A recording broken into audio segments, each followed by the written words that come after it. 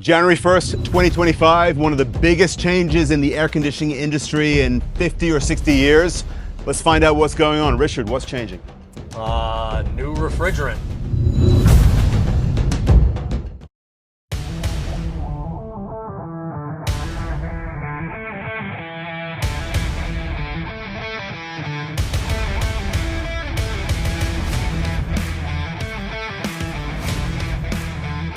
I'm here with Richard Dorman.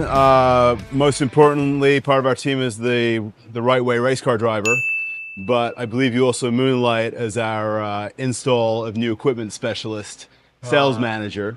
So I install and I do all those. yeah, you've been, how long you been in the industry for? So I'm pretty much third generation. Yeah. So my family's been in this business. Dad, brother's still in the business. Grandfather. So you know technically, right way going on 11 years. But remember many a days helping my dad on job sites years ago. Okay. In the 80s. So it's fair to say you know your way around an air conditioner. yes. All right. Child labor laws. I could probably have gotten my parents into some pretty good trouble. Yeah. Yeah. Okay, Yeah. good. So you know your way around a system. You've been in the industry for a while, long time. You probably know more about this industry than a lot of even our technicians when it comes to equipment, how systems work together, all those kinds of things. So the reason I want to talk to you is that we have a lot of changes coming to the industry in 2025. Some people are saying some of the biggest changes to the industry we've seen in decades when it comes to the fundamental technology of how an air conditioner works. So I was wondering, Richard, could you just give us a little rundown of what is the change that's coming and what is driving that change? So I've been through changes. I've been through R-410 to R-22 to R-410A. I've been through SEER 1 to SEER 2 changes. This one's different. So the big deal is EPA and low GWP, global warming potential for refrigerants is the big thing that's happening now. So just to back up a little bit, because you know air conditioning, I don't. So we're talking about refrigerants, we're talking about 410A, R-22. What is a refrigerant? That's what most people would call Freon, right? Freon's not the technical name, but that's what a lot of people refer to as Freon. Yeah, Freon would be the brand name essentially. Refrigerants are what help us deliver that cold air in a house. So the cycle of how that works is what the refrigerant does in the cooling cycle. Okay, it's like a liquid gas that goes inside the equipment, allows heat exchange, just like in your refrigerator, right? Same deal. So it's a chemical that's fundamentally important to running an air conditioner, making your house cold in the summertime. And the type of chemical that we've been allowed to use for years is the R-22, 410A, and now it sounds like that's changing. That's correct. So we're just lowering, how good it is for the environment. R-22 was a hole in the ozone, so we eliminated that and went to 410, and now we're worried about the global warming potential, the GWP. Okay. So now with the 454B or R-32, those have lower global warming potentials than 410A. So that's what we're changing now. Okay. Part of that is it's listed as an A2L refrigerant, which is mildly flammable. So when you look at safety, there's a whole lot that goes into making sure they're safe and they're in our houses. So there's mitigation systems. There's a lot of things that are happening in the industry to make sure that these units are safe, that we don't have an issue of fire. So biggest changes since we've had since 1950. That's a big change then. So we've been running on similar refrigerants for 70 years in the industry. We got rid of I thought the hole in the ozone layer was from women in the 80s using too much hairspray. That's what I thought it was. Totally possible. And what I heard is that when the big hair went away, the ozone layer basically healed itself. I don't know if that's true or not. But for people who are watching this, essentially, we're changing refrigerant for the first time in 70 years. that's designed to be more globally sensitive, reduce the global warming potential. What does that mean as far as, and well, actually, let's back up a little bit. Things are changing when? At the beginning of 2025, the old refrigerants are no longer allowed by the EPA? So not totally. Uh-huh. So the mandate currently is manufacturers will not be able to produce any equipment that uses 410A. So all the manufacturers will be mandated to use the new 450B, 454B or R-32. So each manufacturer has kind of taken a stance on what they're using. But the big part of that is they won't be able to manufacture it going forward. Still, right now, there's things changing on what they're going to be, or we're going to be able to do. Like, we're still getting things brought to us on changes. So not 100% sure that anybody really knows what those things are going to bring to us. One thing I can tell you is the old system of, hey, I've got a refrigerant leak. Let me go ahead and put some, let me juice it. Let me put a little refrigerant in it so I can make it by for the summer, will no longer be allowed or able to happen with the new systems.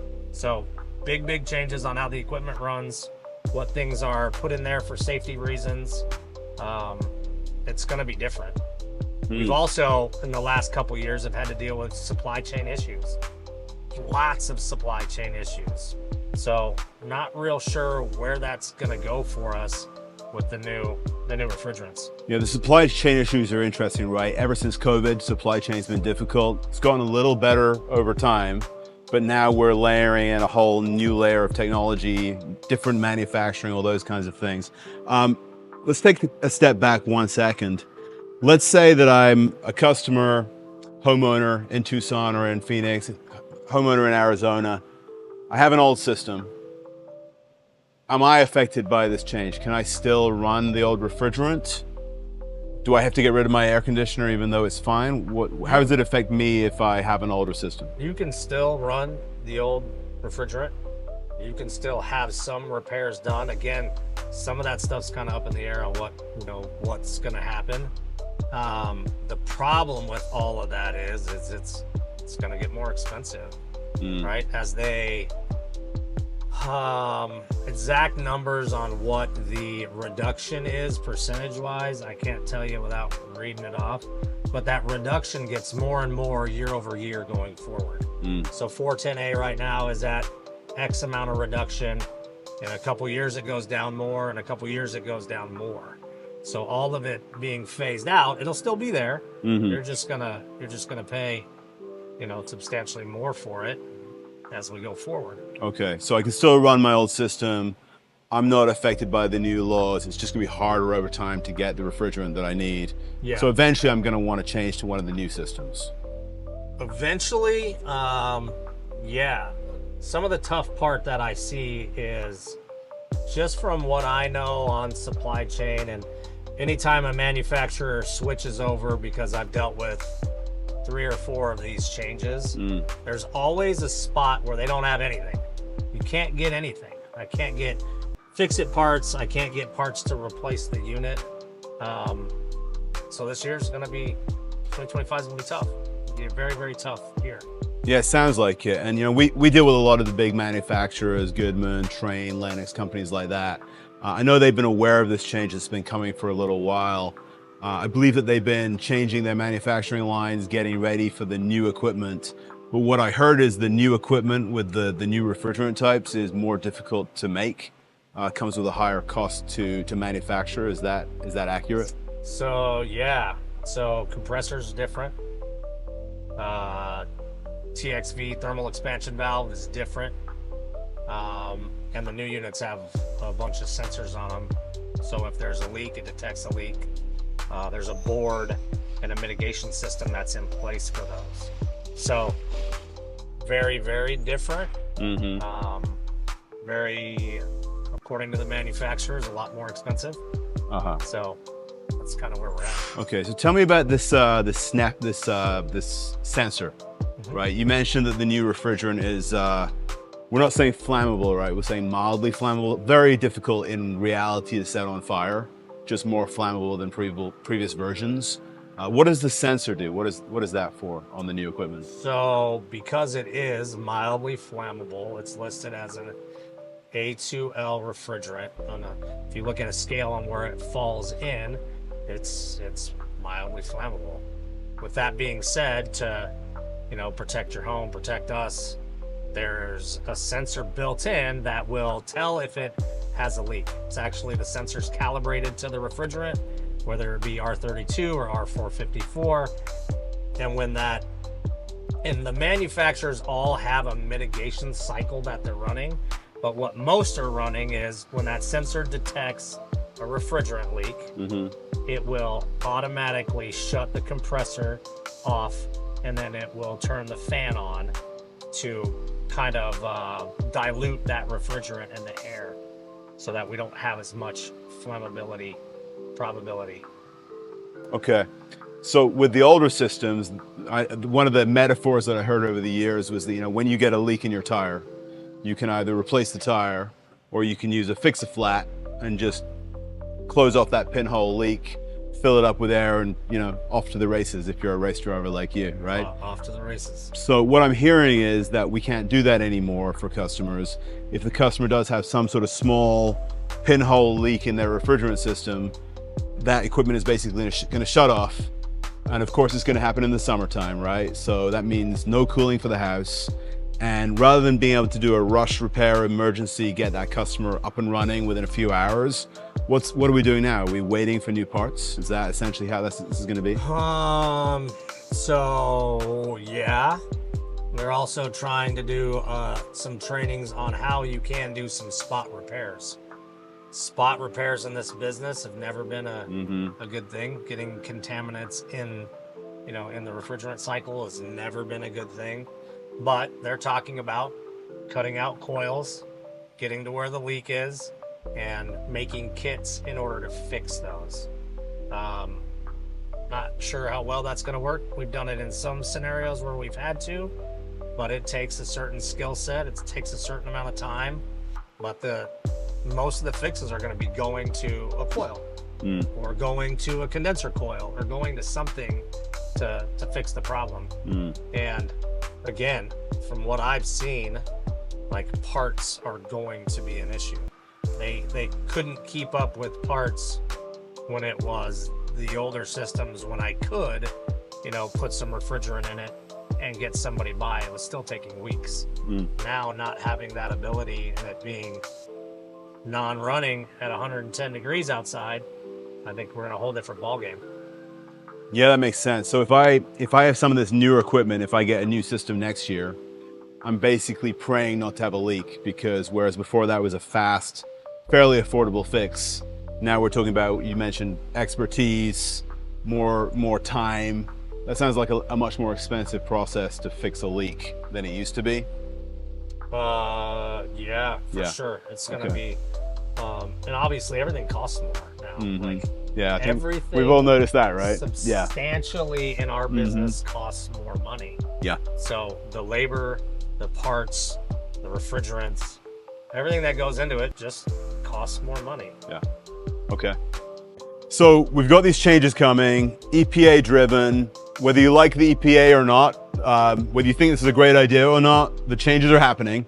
So at Right Way, I think one of the things we want to do is make sure that our customers are as informed as possible about what's happening in the industry, so that they can make the right decision for themselves about what to do with their equipment, how to manage their home cooling, heating equipment as time goes by. Let's say, for example, I'm a homeowner. I've got an AC that is still functional, not broken, but let's say a little old, 10, 12, 15 years old. Let's say that I know I'm gonna have to replace that thing here probably fairly soon. Might be planning towards it.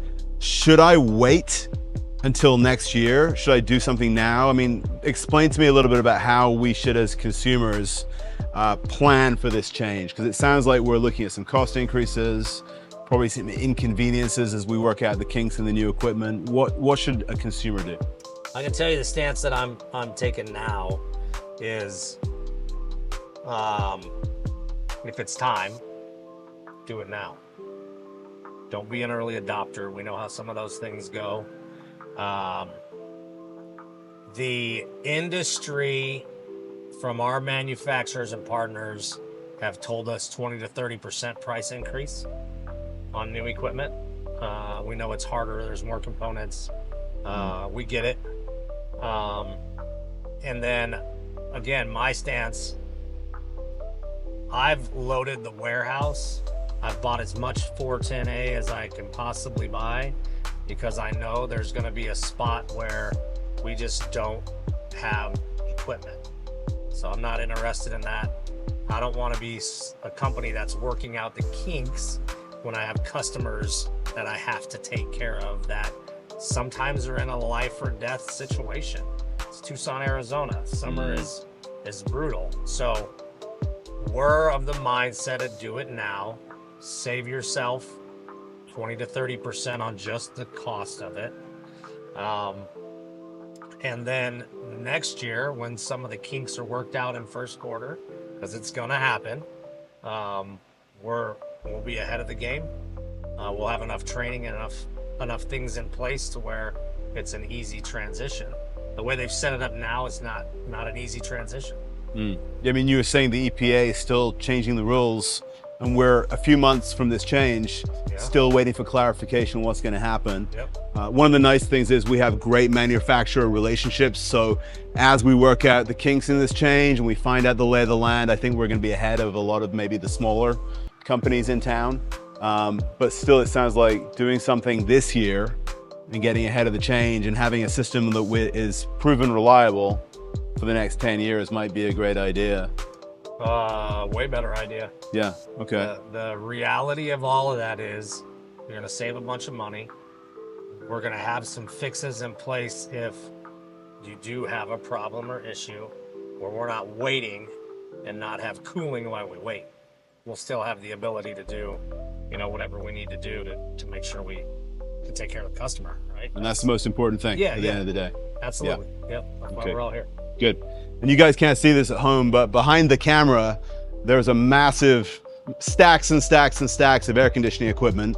Richard's phenomenal at making sure we have all the right equipment customers need. But I think, Richard, when this stack is gone, it's basically gone, right? Yeah, so when this is gone, we're going to be transitioning to the 454B or the R-32, depending on manufacturer. So when it's gone, it's gone. We're trying to get ahead of the game to help as many customers as we can through the transition. But yeah, that's kind of where we're at, man.